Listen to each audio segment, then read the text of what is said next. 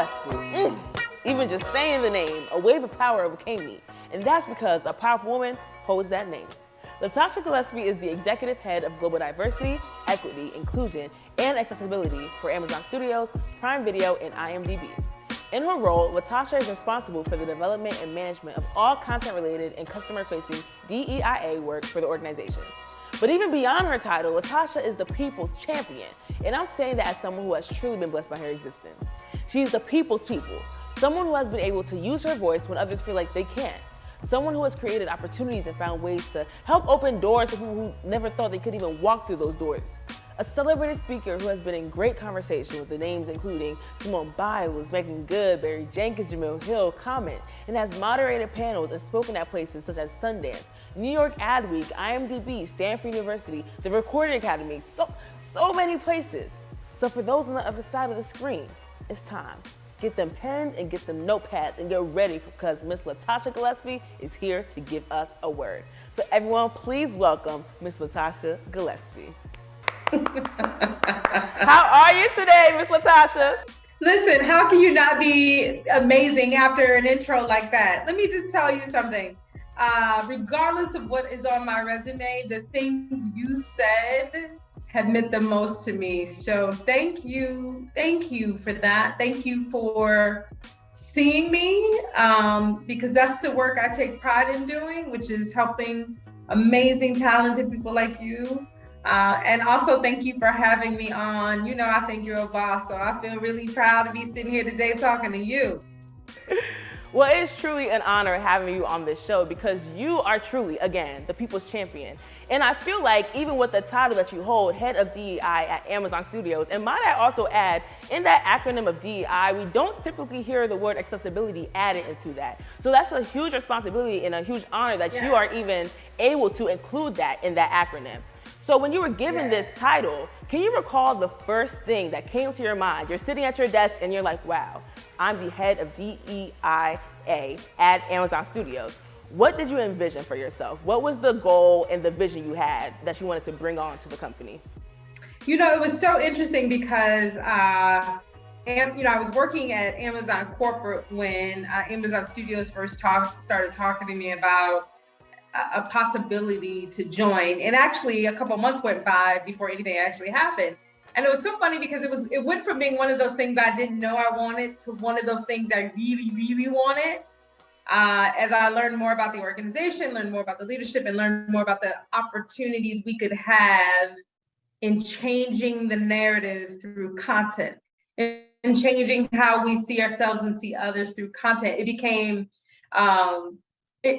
one of those things. I remember having a conversation with God in my shower, like, okay, God, listen, let's just be honest. You know, this is the secret desire of my heart.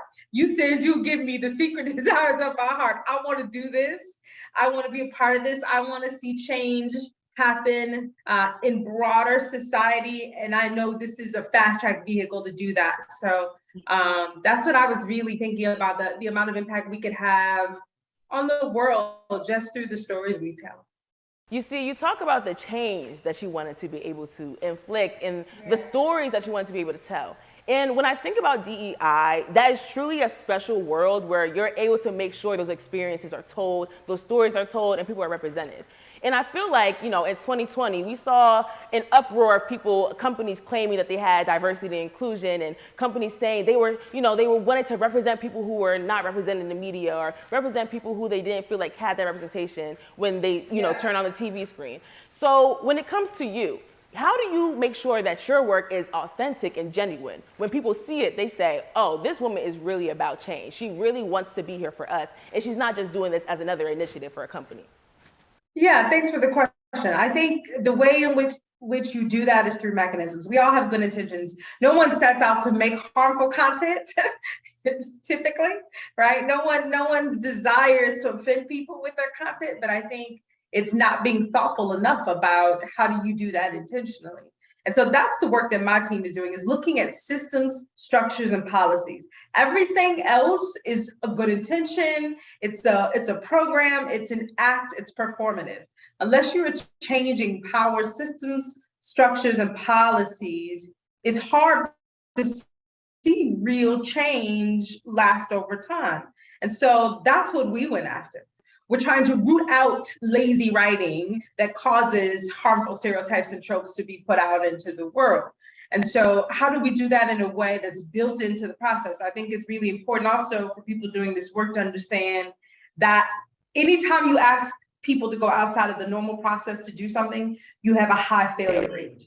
So we focused on what are the processes that are ingrained in making a feature film or a television series, and how do we embed DEI in the design of those processes so it just becomes the standard way in which we do business. So a great example of that is every piece of content that you see on the air has gone through a green light process. So a group of people have to sit down and say, we have creative conviction over this piece of content, here's why. We believe the marketing opportunity for this project is this is how much we think the production is going to cost. Here's our PR strategy around this, and included now in that green light process is a diversity, equity, inclusion, and accessibility assessment that my team does. So with every piece of content that we are putting up for green light, we're asking ourselves the question, if we green light this, what does it do to the numbers, good or bad? What does it do in terms of engaging customers, particularly historically marginalized customers? We ask ourselves, is there anything in this piece of content that could be harmful to our customers because it perpetuates a harmful stereotype and trope?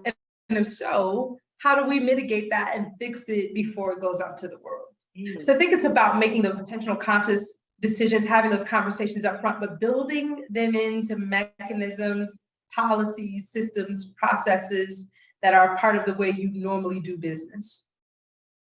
You see, that's so insightful. And this kind of goes into my next question. Let's say that I am the creator who's coming to Prime Video or coming to Netflix, Hulu, HBO, whatever streaming service they're trying to pitch a content to. And they know this is the representation that we want to see on the screen, right? But you're talking about these systems in place and the numbers, like how does your piece of work help out with what we're trying to elevate over here? So we're talking about authenticity too. So how does one create a roadmap to create authentic and purposeful content without trying to figure out what are they looking to see, trying to assimilate to what the business is looking to see, and just writing what is authentic to them?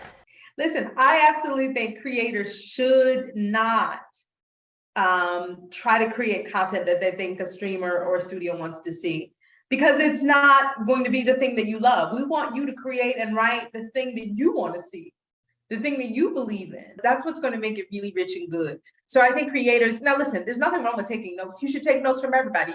You should ask your closest friends to be your hardest critics. Ask them to give you harsh feedback, like so that you can make your content better. Same thing from the studio. Ask the studio for notes and for creative notes to help you refine the content, but you should be making the thing that you want to see, not the thing you think the studio wants. So how do you remain authentic and not assimilate to what Prime Video might want? Let's say we're already there. How do we continue to not assimilate to what the workspace might want from us? That's why we strive to be a home for talent. And home is a place, home is a place you go where like people see you, where they know you, where they love you, where they are interested in your best interest. And so that's what we always want to be for content creators. So we don't mind content creators going into controversial topics or being edgy and the creative part. Like absolutely you should. And our team is here to help you do that successfully. Our team is here to say, hey, here's a set of resources you have access to that maybe wasn't a line item in your budget and you couldn't otherwise tap into them. We don't ever want you to sacrifice the quality of your content or the insightfulness that you need for your audience because you didn't have it in your budget item. So give you an example. If you're writing a story and you have trans characters or LGBTQ characters in your story, absolutely someone in your writer's room should be from the community because that's how you ensure authenticity. There's other ways in which you can make up for that in terms of like making sure you have folks who are either directors or DPs or in key creative decision-making seats to make sure that authenticity comes through. But even if you're still not sure and you want to make sure you get it right, like we have retainer agreements with GLAAD, with Storyline Partners, with the different organizations, CAPE, which is an Asian and Pacific Islander organization. So we have relationships with all these organizations that you can tap into so that you can make the best decision for the content that you're making. Wow. And I've been throwing around this word authenticity back and forth. And that's because the theme of this season is how do we remain authentic to ourselves? So I want to ask you, Ms. Latasha, what does authenticity mean to you, and how do you see that in other people? How do you identify when someone's being authentic? Listen, you know when someone is showing up and being the best version of themselves because it's contagious, it's infectious, like you feel it, it's an energy, right? And you can also tell when someone is showing up pretending to be something or someone that they're not, or just trying to appease you. I think absolutely you feel that from people, that energy. I think we are energy beings, and I think we feel that energy from each other. So I think that comes across, and I think our audiences also sense that. So you watch shows, and so, Adiola, you ever watched the show and been like, I could tell nobody that looks like this was behind the camera on this one. Right? Like audiences are smart. They also sense that energy and can tell when someone is or isn't being authentic. And I think, it shows up in terms of quality when they are. Part of being authentic is understanding that your brand of authenticity is not meant for everyone. So what you bring to the table might not be what streamer A, studio B, production company C is looking for. That's fine. You have to be okay with that. You have to learn how to be okay with rejection. You have to learn how to be okay with someone saying no, because the truth of the matter is you're probably going to get 1,000 no's, but you only need one yes. That's right. And so part of authenticity is also understanding that when you are in the lane that you were created to operate in, when you were coming from your center of truth, when you were creating the thing you were destined to create, then you understand there's space and room for you. You just got to figure out who has your yes. And it's okay that yes is not in 5 different places. It may only be in one, but that's also probably the place where you can fully show up, be your whole self, and actually deliver the thing you want to deliver anyway. So it's okay if you only have one yes. That's all you need anyway. That's right. It only takes one yes. It really does. Somebody has your yes. You just have to figure out who it is.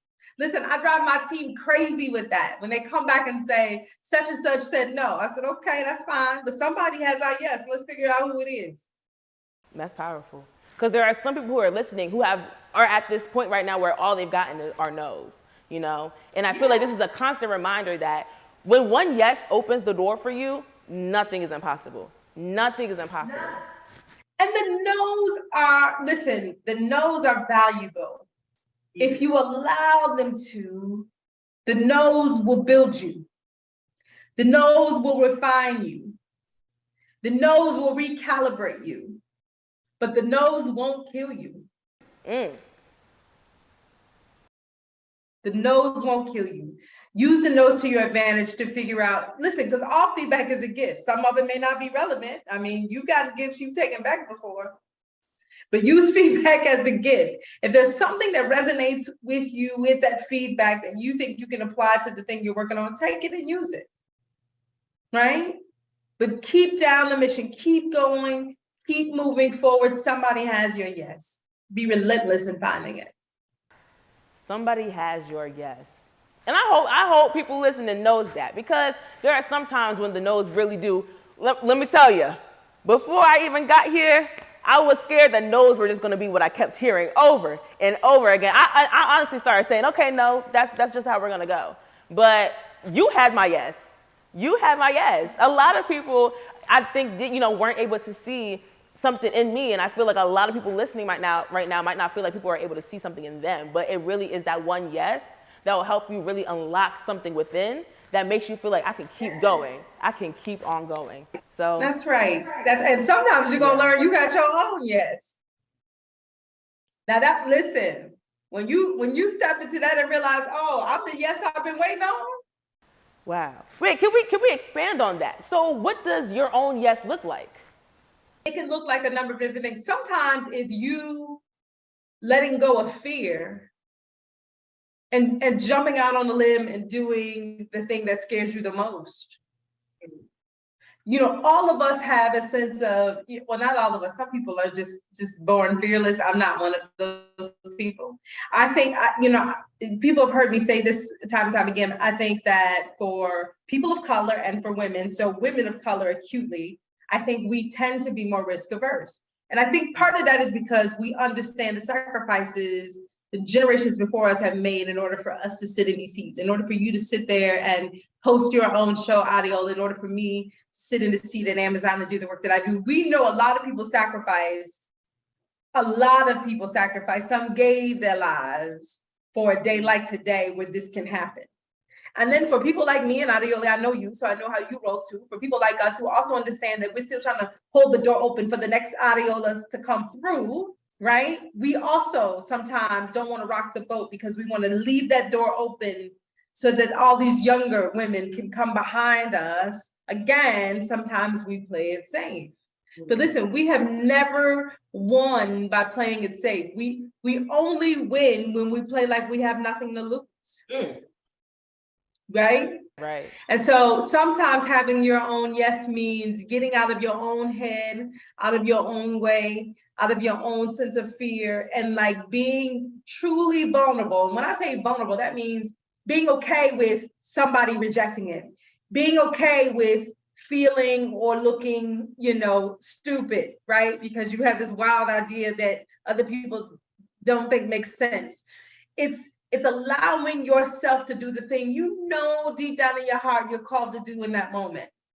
But there's 11 reasons why you shouldn't in the practical. Right. Right? But in the spiritual, I'm supposed to do this. And I may not be qualified to do this, but I'm supposed to do this. Right? And so sometimes that yes is giving yourself permission to let a force and a power higher and bigger than you work through you to get something done that otherwise would seem impossible. And then sometimes that yes is, when you have your own yes, is just really realizing I have the power and the resources that I need to get this done. Adiola, a lot of people would be like, I want a show. Adiola has a show. Because she was like, my best friend can do this. My other best friend can do that. My parents can help me with this. And look, you have a show. So sometimes it's understanding like, listen, I don't need to wait for somebody else to come rescue me. I can build from where I'm at. That's true. Because that's what I did, y'all. That's what you did. That's what I did. I absolutely struggle sometimes with remembering that God doesn't call the qualified. He qualifies the ones he calls. And so sometimes, many times, I'm sitting in a room going, I'm so unqualified to be sitting here right now, right? And have that whole conversation in my head. And then I have to remember, well, somebody invited me to the table. So I'm at the table now. I might as well be at the table. And so, but it's a constant conversation I have with myself. I have learned little tricks to help me do things like, I remember, like, my hair has never, ever, ever, I don't care what kind of perm you use, what kind of, my hair has never, ever been bone straight.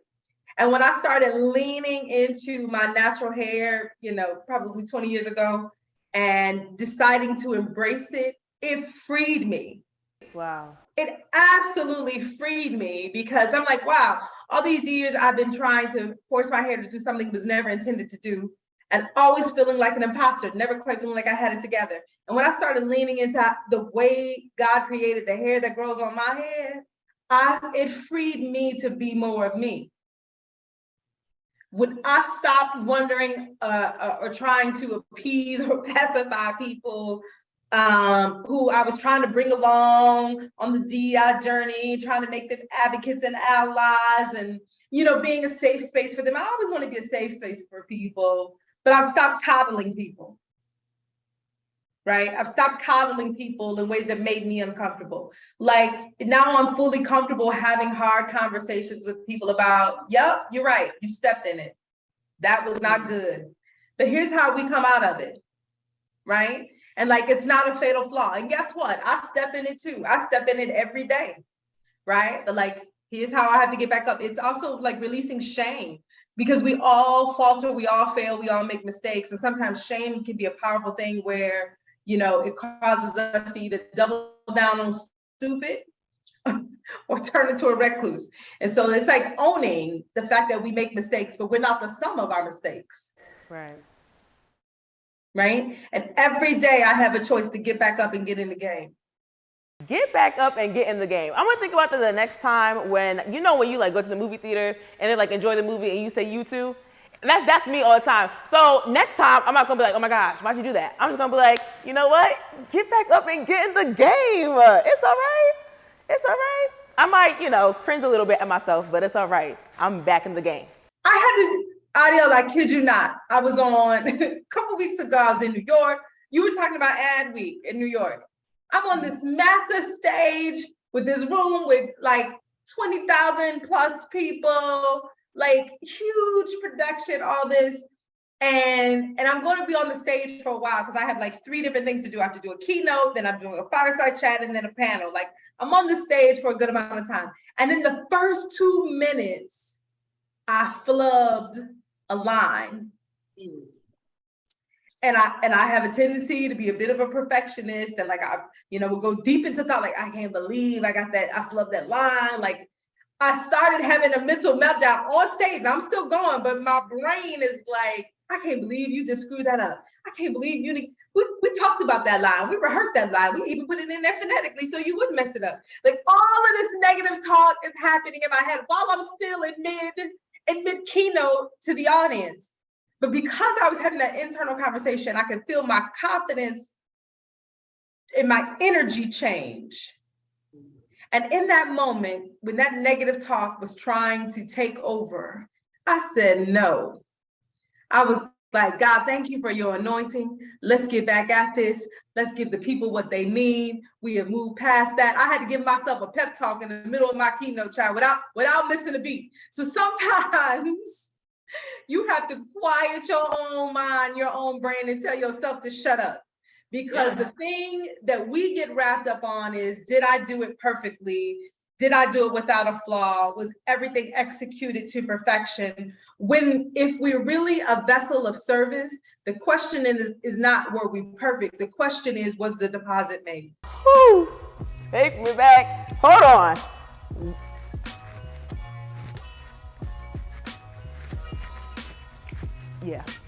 Yeah. If we are truly an instrument and a vessel of service, then the question isn't, were we perfect? The question is, was the deposit made? That's a word to all perfectionists, because even sitting right now, you know me, even sitting right now, I'm like, girl, that's not how you were supposed to say that. But now I'm like a little soothed, because if y'all get the message, that's all that matters. And I'm just like, this is what happens when we bring Miss Latasha Gillespie on this show. This is what happens, because I'm soothed now. Whoever's listening, I hope you got a word, because she can drop gems on gems on gems.